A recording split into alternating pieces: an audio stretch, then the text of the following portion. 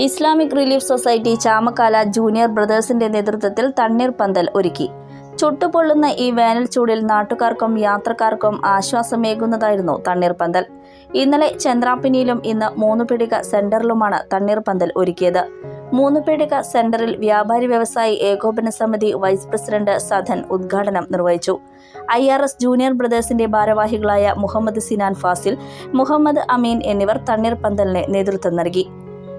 IRS പ്രതിനിധികളായ Shameer Ali, Sanoob Ali, Thwaha, ആഫിഖ് Ali Chamakkala, Safwan, Thwaha, Muhammad Shafi, Shamsuddin എന്നിവർ സന്നിഹിതരായിരുന്നു.